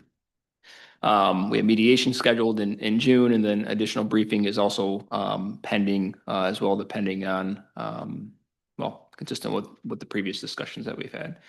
But we've seen some significant progress, and, you know, we'll cross our fingers that maybe we can, you know, finalize that as well. Evaluating and implementing solutions to parking issues. We formed a task force. The task force met yesterday, as Councilmember Muncy will kind of attest to. Went through a lot of really kind of meaty items and big topics. So making some good progress there. Still on track to kind of get a recommendation report sometime in August to the City Council with a presentation. Evaluate and implement wildlife committee recommendations. We've had some progress here, right? There was an update to your weapons ordinance. We weren't able to kind of, you know, given the timing, you know, move forward with a deer call, you know, this past winter, but you've extended this priority into next year. Actually, I just continue to work on it. I actually just talked with the USDA yesterday about some deer call options. So still evaluating the best way to pull that off logistically and you know, in a cost-effective way, but still working on it and aiming for something this winter. Negotiating the sale or lease of the old landfill. No progress on that. I think there was a finding from the township that there is still some methane coming out of those vents, and so they didn't pursue that any further. And so I don't see any more need to work on that at this point. Updating our land use master plan. As you know, we did a lot of community engagement in the fall. The planning commission has got through some meatier items. I know Grayson, as well as our planning consultant, they're kind of really kind of kicking more of that work into gear, and you'll start to probably see maybe some touch points with the planning commission over the next several meetings for the remainder of the year. Improving profits from Oval Beach concessions. We did improve the profits last season, and obviously we talked about tonight a new concessions agreement. So we've got, I think we've kind of completed that, and it's obviously ongoing. Updating our zoning districts and signage regulations. The planning commission and you have both looked at our sign regs. They've gone back to planning for a further look and further recommendations, but hopefully in the next couple of months that will come back to you for potential approval. And then zoning districts, it's probably on hold until we get through the master plan and then kind of shift to some broader zoning updates. Refreshing the website. We haven't formally started that yet, although it kind of ties into the logo and branding project. But as we get logo and branding across the finish line this summer, then we'll for sure have this as a project in the fall and then complete early next year to meet some of the legal requirements we have as well. Reviewing and updating older policy. Obviously, we've done a lot of that. In fact, we just talked about one even today, right? So we've completed some, and it's kind of an ongoing process. Development and implement safety protocols, including for parades.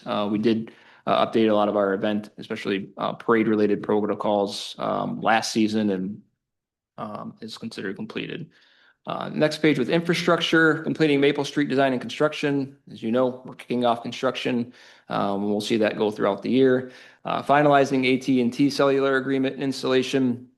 Consider this kind of partial progress. As you know, they've kind of they've canceled the macro larger project on Mount Bald Head, but I talked with the government affairs manager a week or two ago about our continued interest in seeing improvements, as well as interest in seeing some small cell.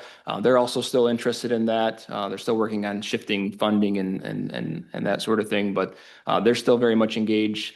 And then with the news from Jill at one of your, I think it was your last workshop meeting, maybe a couple ago, that Frontier is now owned by Verizon. I had reached out to Jill, who connected me with the Frontier folks, to say, hey, you know, now that we have fiber out to Oval Beach, is Verizon interested in maybe some small cell out there to get us some improvements? And so they are interested. Their team talked.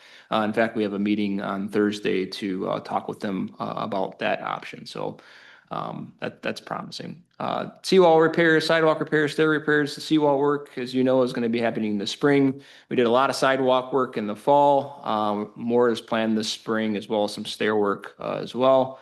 Inspecting culverts. All the culverts under Maple Street were inspected as we're going through the engineering phase. Planning for Park Street improvements, as you know, we were awarded the grant, which was great. We're anticipating kicking that, some of the topo work, I think, is ongoing. But we're anticipating that kind of kick off with the community engagement and looking at those options here. If not this spring, the summer for sure. We met with the grant coordinators either last week or a couple of weeks ago to kind of go over making sure we're meeting those requirements, and we anticipate some options, some conceptual options and costs before the end of the year. Is what we're on track for. So renovating the City Hall interior. We've had a couple of really detailed meetings with our engineers to discuss some options. They're working on kind of coming back to us with some additional things to consider and additional options based on the feedback we've given them. So, I think we're on track maybe for some plans by the end of the year, which will be a big discussion about costs. And there's no perfect option with any of that, unfortunately. So we'll talk more about that later. But develop more comprehensive capital improvement plan. We continue to make updates to our capital improvement plan annually, which is very good. As you know, Scott and his team had put together an initial asset management plan inventory. Obviously, we're going to be in transition for a while, but we'll have to take the next step of kind of evaluating all of those assets to get a condition assessment and then kind of rank needs and criticality. But we've certainly made some good progress on keeping those up to date and doing even more. Evaluating long-term funding options for CIP. I've made some recent progress on this. I was hoping to have some of the water sewer agreement work done before maybe shifting to this, but unfortunately it's just continuing on. And obviously we have other needs. I think we have a good capital improvement plan with the recent updates. And so you had also mentioned at your strategy session that you're interested in some discussions and information on the Headley Amendment and its impact on our operating millage. And obviously this is a priority for this year as well. So I reached out to Andy Campbell at Benzinski, who again helped us with our water plan, our water asset management funding, obviously helping us with the water sewer agreement. And so I got a proposal from him to kind of do that deep dive financial analysis of where we're heading the next several years, what our capital needs are, obviously what all the funding inputs are that we have currently, and they're going to be coming offline in the next several years, and help come up with some recommendations around that. So I signed that proposal either the last week or a couple of weeks. So a lot of things are blending together the last couple of weeks, but so he actually emailed today to get started with some initial documents. We need to also kind of get them our plan or draft budget for next year as well. But you're going to see some movement on that and some presentations in the next several months, and some big discussions about what do we want to do going forward with some of these capital projects as we get beyond this year in Elizabeth Street, and we're getting into your Park Streets, your Butler Streets, some really hefty projects that are going to take more than the fund balance that frankly we have as it stands today, and will frankly use some of the next couple of years. Maintain and resurface roads. As you know, we did some work in the fall, and further work is planned this spring. We talked about repairing the chain ferry landings and arbors and where we're at with that. Lead service line replacement, we have that inventory done, and then replacement plans will either be end of this year, if not early next year. I think our engineers already kind of have an idea of where to start with some of that. So, but they're working on it. Beginning planning for Elizabeth Street design and construction. You approved the work to do some planning, pre-design planning. We actually have been exchanging some date ideas this week. Our engineers are to the point where they have some concepts to kind of discuss with the community. So we're going to schedule another kind of open house style meeting like we did with Maple Street to kind of have folks kind of come in and out and give us feedback. And so we're working on that for either the end of this month and early May. So you'll see some notices start to go out and information out on that. Updated signage and wayfinding. We're getting some really good feedback on that from the Parking Improvements Task Force. Obviously, the Parks and Public Works Committee have some signage ideas as well. So we got the logo and branding project in the works, right? We'll have a recommendation hopefully in August, and then we'll be able to kind of begin that design work which really lines up well because by then we'll have the recommendations from the Parking Improvements Task Force.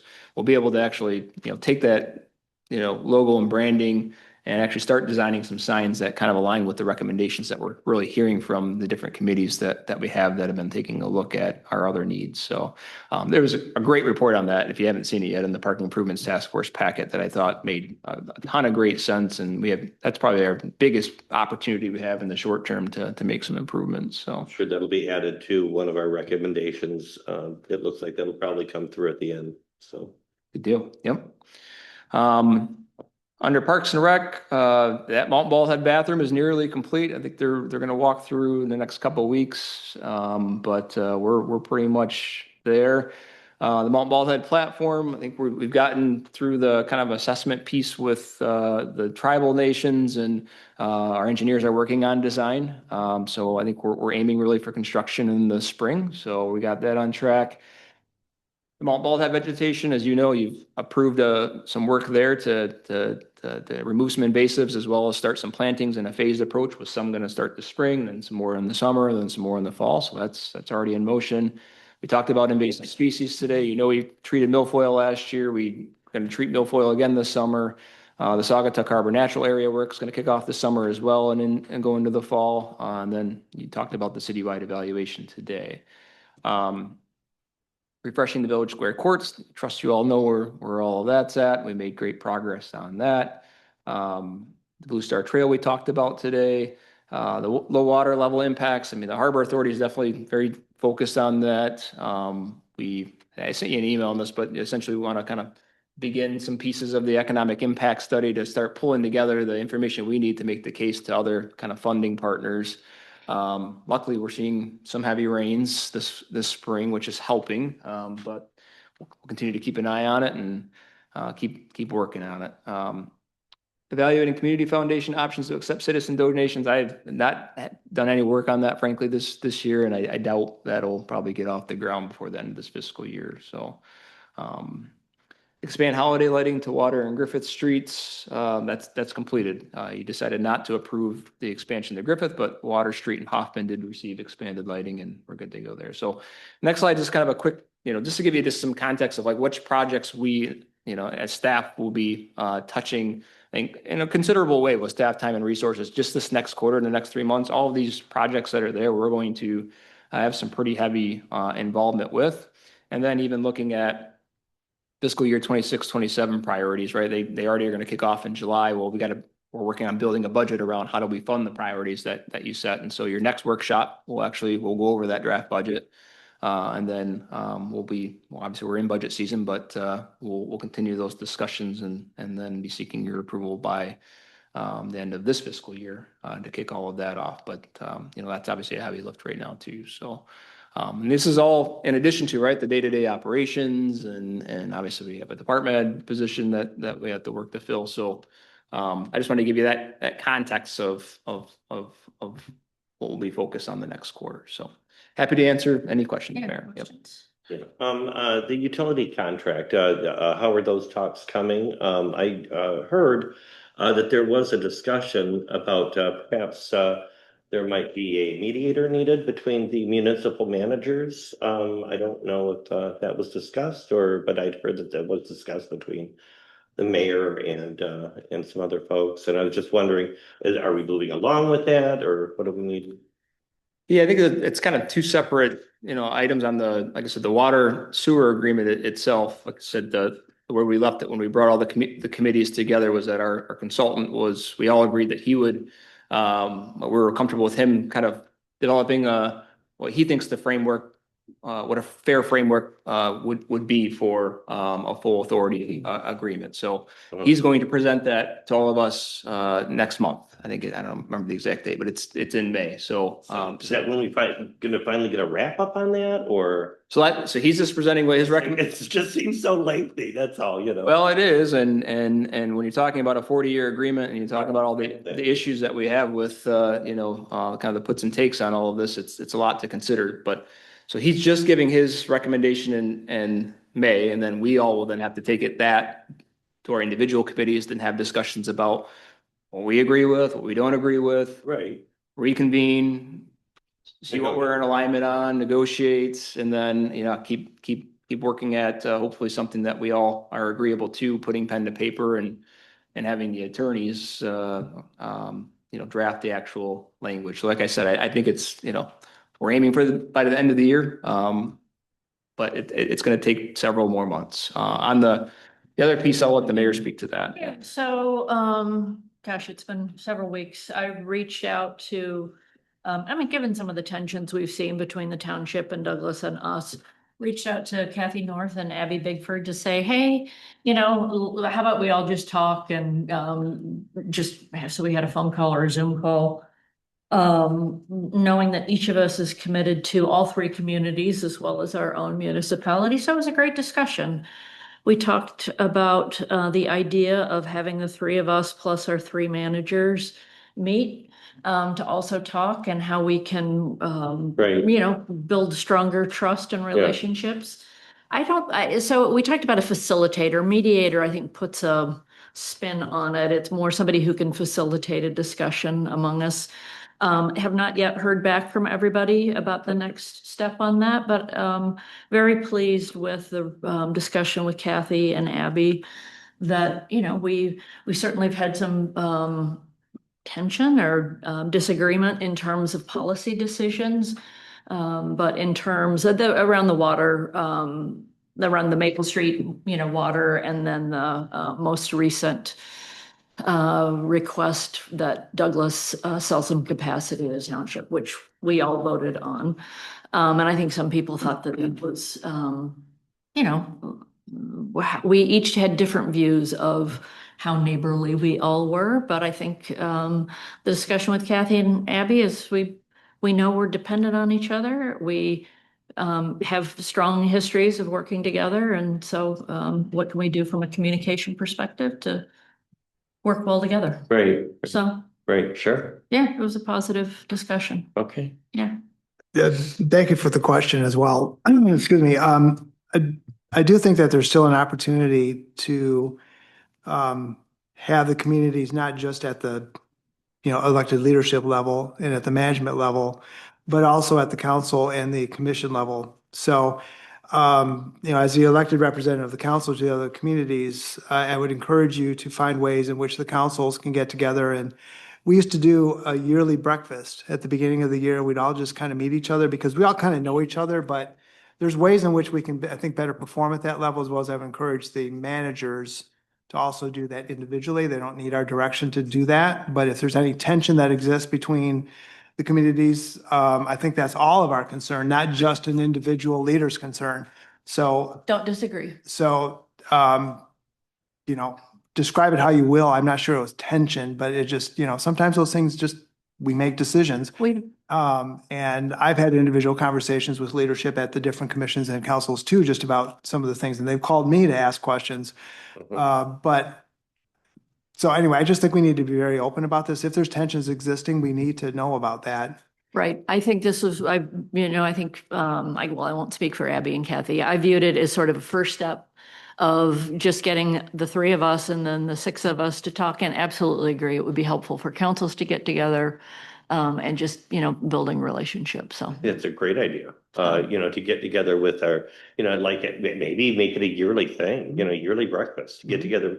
Because, I know folks on both boards and I, serve on different things throughout the community with, folks from the township and folks from Douglas as well.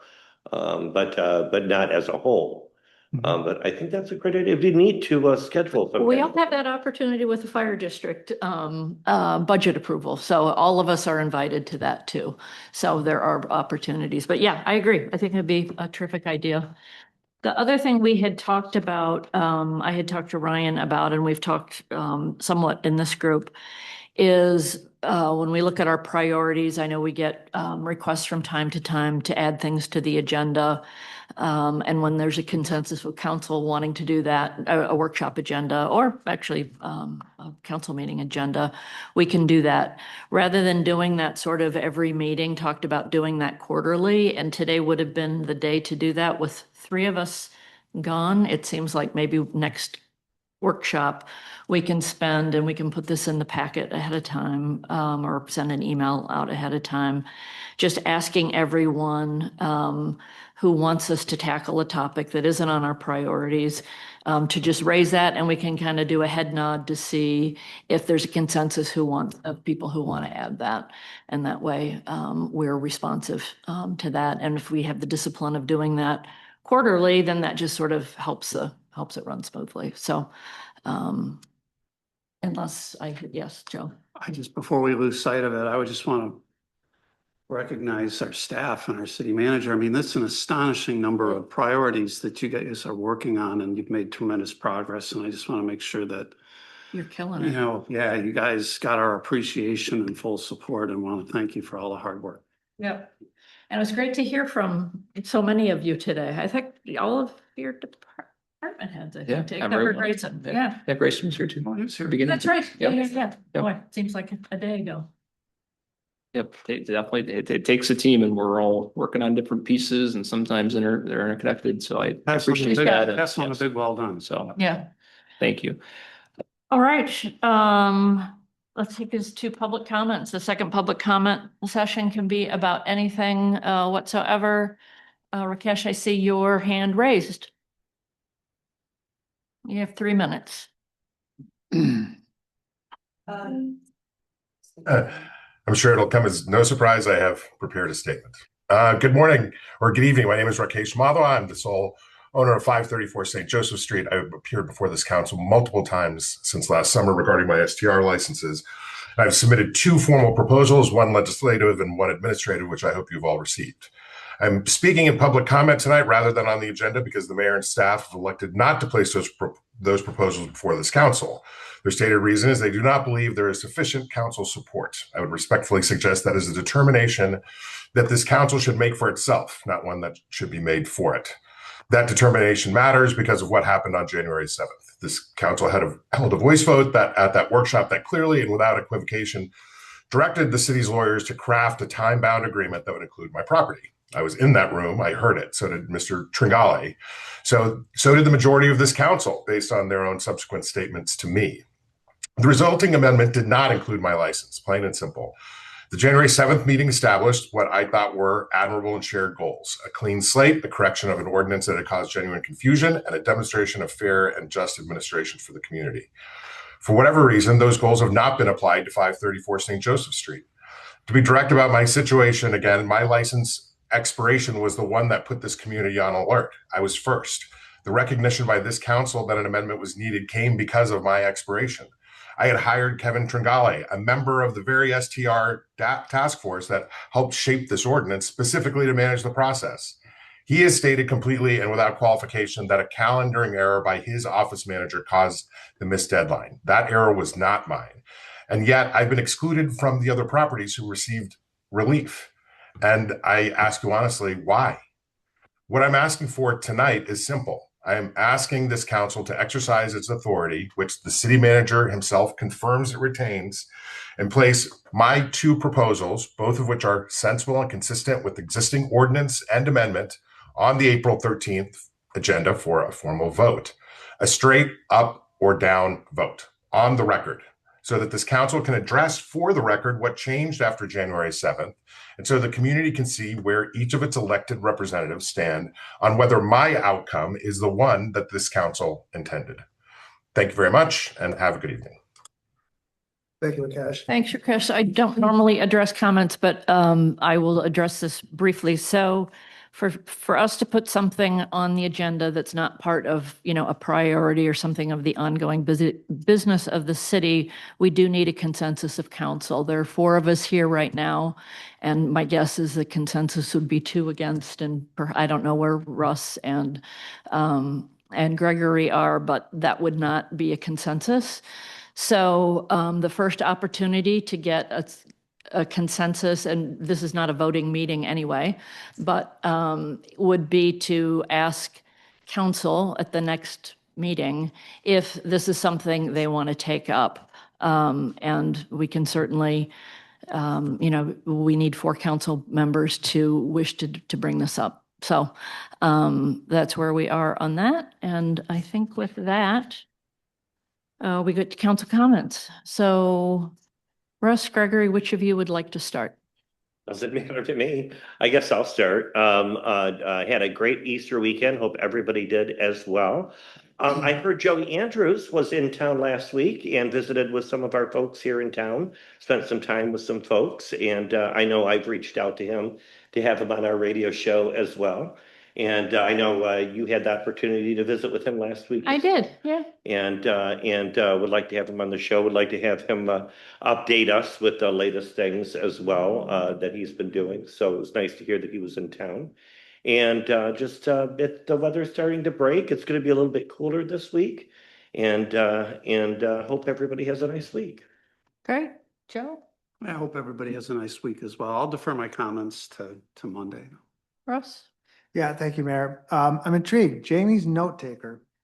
So we use this at work quite a bit for meetings, and I'm just curious, as you're using AI to assist with your meetings, right? Well, so That is- actually, I need to see Just what curious. this is. Somebody, I use Otter AI. This is something, I think Otter updated their system and this is something new. I need to see what this is. But yes, we do have assistance with transcribing the meeting. And so it's a good reference to go back to with the video and the transcribing to write the minutes. Well, I can tell you from probably about a year and 6 months of use that at work, I don't know how we did our work without it. So I'm pleased to see that you're using automation. I mean, it's the flavor of the day, obviously, but to make your job easier and probably other city staff's job easier, I'm very pleased to see that. So cool. Also too, Scooters has extended dining out on the street. I don't remember anybody, so remind me, is it administrative approvals at this point for extended outdoor dining, or do those come to council every year? I don't recall. So for Scooters in particular, they don't have it in the street anymore because they were a little ahead of themselves. So they're going through the process to get the zoning approvals and the historic district approval. Okay. And I mean, they received those approvals. You all have to approve an updated license agreement really with them because they only were approved for sidewalk before. So Okay. So they have not, so have they put up their on-street stuff in advance of getting approved for it? they did last week, and my understanding was that they had put it up to show the liquor license inspector what it would look like, and Grayson was all over it, and they don't have it up any longer. It wasn't up when I came back into town today. I don't get around town as much as I used to with my legs. Yeah, so, yeah, no, but anyway, yep. thank you for, also too, So this is your comment versus Q&A, right? Because, I mean, go ahead. I mean, it's just, thank you, Mayor. I'm assuming that we'll have, at Monday's meeting, we'll have an update on the backfilling of the superintendent position as well as the interim coverage. I think you suggested in the email that we received that that would be coming back to council at some point. So probably look for that on Monday. I mean, I'll have it updated in my report. It's not gonna be like an agenda that's what item or anything. No, that's what I'm asking. Correct. So good. Okay, very good. Thank you. Also too, just to put it on the agenda, next workshop, my two items would be free Oval Beach passes for residents and discussing lowering our operating millage for the city for our taxpayers. we can cover that at the next workshop, what Okay, everybody's well, wish list is. I do, and I apologize, Mayor, because I know you guys are ready to go too. I do want to touch on the Oval Beach pass piece, because one, I was really looking today to see if this was something that was added to the list or not. Because we have the passes in for this year, and staff are asking me and begging me to essentially, allow us to get a notice out so we can start selling those, because the past, like we did last year, we started in May. Well, that's a lot of people to push into May, and then we also have an election on top of that now, and so it makes the windows even busier. So if we can start selling them sooner, that helps us spread that amount of foot traffic inside City Hall out dramatically. And so my comment to the staff team was that, well, it kind of come up in conversation. We'll see if there's any interest in looking at that further. There's not a consensus to make that a priority to work on for at least for this season, that we would work to sell those passes and get them out. Now, certainly that doesn't mean that we can't have those discussions still during budget season about whether or not you're interested in that and, want to make a change on that going forward. But if there's not consensus to make a change for this season, then frankly, I mean, even before the end of this week, I think we'd want to get notice out and start selling those passes, so. What? I'm not sure what that meant. I'm not sure what that meant either. I understand about wanting to get the passes beginning sale more quickly to relieve the stress on staff. Well, if we start selling passes, we're gonna be charging residents. So if you're wanting a discussion about not charging residents, that discussion is not going to occur for several weeks. That's not going to allow us to start selling passes until you make a I decision. see what you're saying. So- Yeah. Why don't we have a short, can staff be prepared to talk about it on Monday? Yeah, If you all have a consensus that you all want me to spend staff time evaluating this and making a recommendation, I'll do it, but like, I personally don't want to give free passes out, but, Yep. There's really not a lot of analysis that needs to be done on this. It's all been done you do, previously. okay. I support it. Yeah, I think the property owners here own the Oval Beach. I think they should have a free pass, but that's just my Support personal. it as well. Well, why don't we put it on the agenda then for Monday? That'd be great. I mean, especially as, you know, some of not the higher income folks that live here, but folks that are more on a fixed income have been, you know, complaining a lot about their, you know, their tax bill going up so much as, Well, I mean. we'll wait and have the I think it's a discussion on bigger Monday. issue than just. Let's talk about it on Oh, Monday. okay. Okay. Yeah. All right. Okay. All right. Agenda or a motion to adjourn, please. Motion to adjourn. I'll second. All in favor, say yes. Yeah. Yes. Meeting adjourned.